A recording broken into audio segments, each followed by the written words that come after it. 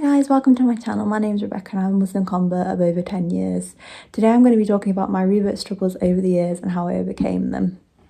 So let's get into it. The first struggle that I came across was kind of judgments from other people and kind of persecutions at school. So when I first converted to Islam, I didn't wear hijab for like a few months. So I converted in December and I wore hijab in February. And I was 14 at the time I converted, so I converted when I was in school. And when I wore hijab, I went into school and literally I remember we had maths class and it was like the whole year had maths class. And the whole year went outside in the corridor and they were just laughing their heads off that I was wearing a headscarf because obviously I'm white, they didn't know I was Muslim. So they were just all laughing so much. I remember just feeling this overwhelming, like when they were laughing at me, this overwhelming sense of God and this overwhelming sense of strength within me. Normally I have quite a lot of anxiety, I'm quite difficult at dealing with things, but in that moment, I don't know if it was dissociation, I know what it was, but I had that strength to get through it. And I do think that was from God, because after everyone was laughing and all this, I was the topic for like the next week.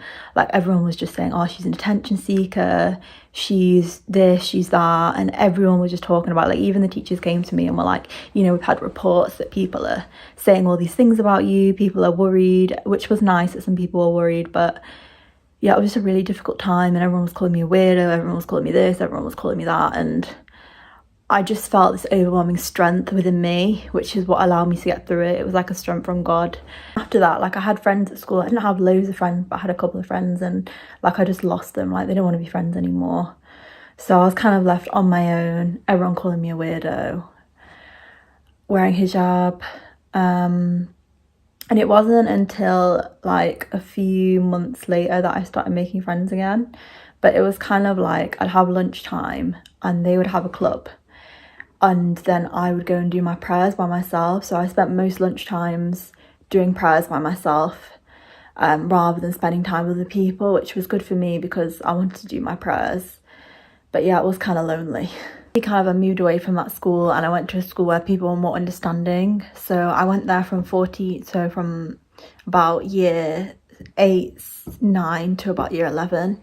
And then for year 12 and 13 I moved to a new school, and in the new school honestly everyone was so understanding, no one was judgmental, and I felt like because I pushed through that difficult time it allowed me to kind of go into something easier. No one was judgmental, there were judgmental people, but it just wasn't to the extent of my other school. So there were certain people who would ask me questions about Islam trying to find something negative to say, and then they go around saying, you know, they twist it and say to everyone, oh, Rebecca thinks this because I was a Muslim convert. They really tried to kind of pick things out from me about Islam that were wrong, and I found that people were doing that. But overall, people were more understanding than the other school. And then kind of uni came and I had like an identity crisis. So I felt like all the Somalis had a community, all the Pakistanis had a community, the Muslims had a community. But I felt like as a white convert, I didn't really fit in. And I just felt like I was having this identity crisis, like, who am I? Am I a white person or am I a Muslim? Like it kind of felt like I couldn't be Muslim and a white person. So I had this really big identity crisis. I wasn't sure who I was. And I kind of didn't pull through that until I got married and I kind of met my husband, and then the identity crisis just went away. But for years I was kind of like not really sure who I am. I didn't feel accepted by anyone.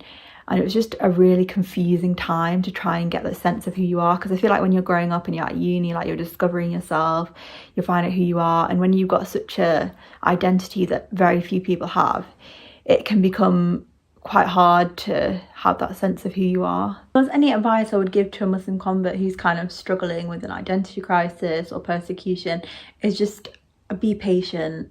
Like over time you will find people that you fit in with, you will find people who don't persecute you, and you will get over this identity crisis. Like just have patience that everything will work out. And usually, like in the Quran it says with hardship is ease, or after hardship is ease. I'm not quite sure what the saying is, but it's basically this idea that like things will get easier, and I just want you to remember that things will get easier. The thing that's really difficult about me, a Muslim convert, is getting married.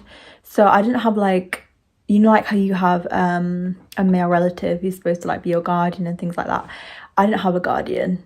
So when I got married, it was really complicated because like some schools of thought they wanted me to have like this random man as my guardian, which I didn't do. I went with a Hanafi school, so that was more like the imam was my guardian, because my dad was attending my wedding and I didn't want him to see another man being my guardian when he was my father. Like, he'd been there since I was young, he'd done everything for me, so I didn't really feel comfortable with that. So I just went with the Hanafi school of thought, where the imam was my guardian and there wasn't like someone signing the contract saying, oh yeah, I'm her guardian, I agree she can marry this person.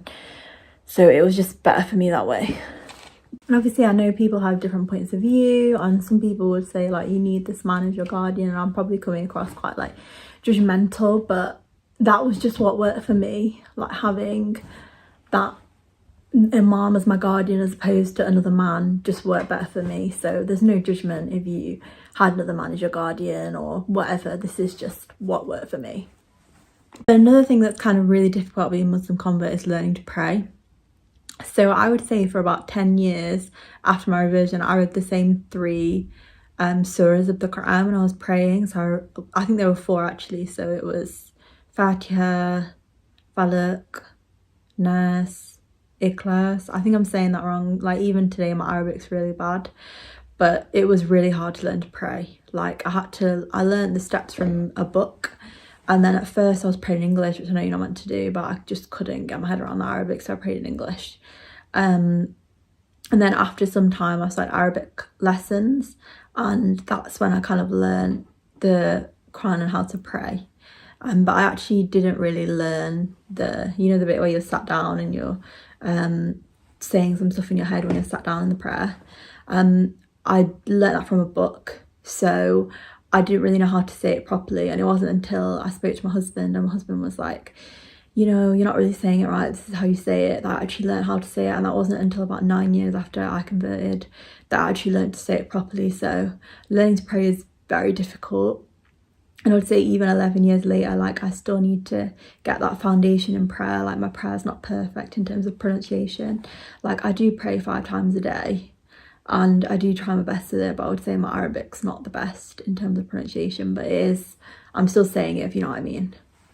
I think one of the barriers for me for learning to pray was that financial side. So my mum paid for Arabic lessons when I was younger, and then kind of when I went to uni I didn't have much money. Then I started Arabic again when I got a slightly better job than minimum wage, and I learned some more Quran, but like right now I haven't really got the finances to afford an Arabic teacher, so I'm kind of focusing on those surahs that I learned with the teachers when I did have them. So yeah, it is kind of a challenge to learn to pray and learn Quran and everything, particularly for me because I have dyslexia, which is like a learning disability that makes it harder to learn Quran and Arabic and things like that.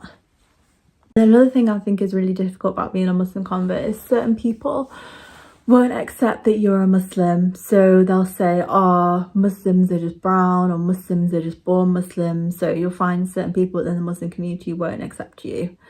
And that can be really difficult and really hurtful actually. But I think over time you'll find your people and you'll speak less to people that don't think you're Muslim. So particularly when I was at school, there were Muslims at my school and they just did not accept that I was Muslim because I was white. So you will come across that if you are a revert, but you just got to take it with a pinch of salt, haven't you? Another thing that's difficult about being a Muslim revert is when you first convert, your wardrobe won't be Islamic, so everything will be short sleeved. Like, at least for me, my wardrobe was like not Islamic at all. Like, I used to wear like short mini skirts, things like that. So when I converted, it was quite a lot of financial money to buy new clothes that were Islamic, that, you know, I could wear. So I think that's a struggle as well, financially, putting that investment in to get those clothes. I was quite lucky in that my mum converted as well, so she was kind of willing to pay for me to get new clothes.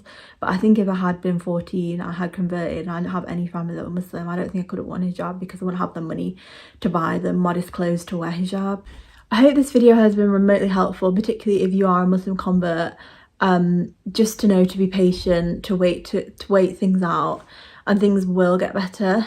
I also hope if you're a born Muslim and you're watching this, it might give you some insight into the struggles of converts and kind of what converts go through. Maybe you might be a little bit more understanding or tolerant or whatever you want to call it. But I hope this video has been helpful to someone in some way. So yeah, thank you for watching. I hope to see you again soon.